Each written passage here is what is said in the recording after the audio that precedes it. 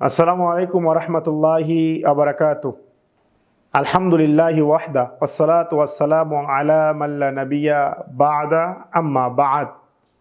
যাবতীয় হামদ সানার পরে ইউনাইট টিভির পক্ষ থেকে সকলকে আন্তরিক মোবারকবাদ এবং শুভেচ্ছা জানিয়ে আমার আলোচনা শুরু করছি।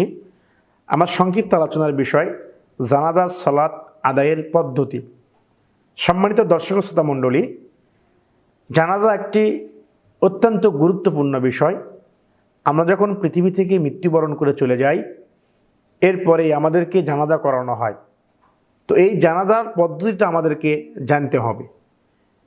এই জানাজা নিয়ে আমাদের সমাজে বিভিন্ন বিভ্রান্তি সৃষ্টি হয়, সেটা আপনার সামনে ক্লিয়ার করতে চাই। জানাজা হাদিস থেকে বোঝা যায় 4 তাকবীর থেকে শুরু করে 9 তাকবীর পর্যন্ত জানাজা সালাত আদায় করা যায়। তবে যেটা আমরা করে থাকি 4 তাকবীরে, সেটা উপস্থাপন করছি সঠিক এবং সহি পদ্ধতি।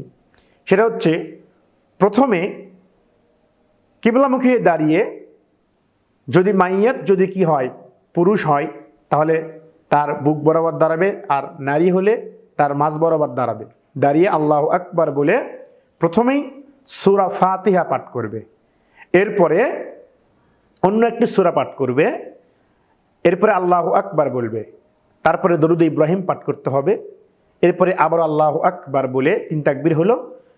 মাইয়াতের জন্য দোয়া, যেই 2টি দোয়া রয়েছে, এই 2টি দোয়া, এবং যদি শিশু বালক হয় বা বালিকা হয় তাদের জন্য যেই দোয়া শিক্ষা দিয়েছেন, এই দোয়া পাঠ করে আল্লাহু আকবার বলে ডান দিকে এবং বাম দিকে সালাম ফেরানোর মাধ্যম দিয়ে আমরা আমাদের সলাৎটাকে সম্পূর্ণ করতে পারবো, জানাজার সলাৎ।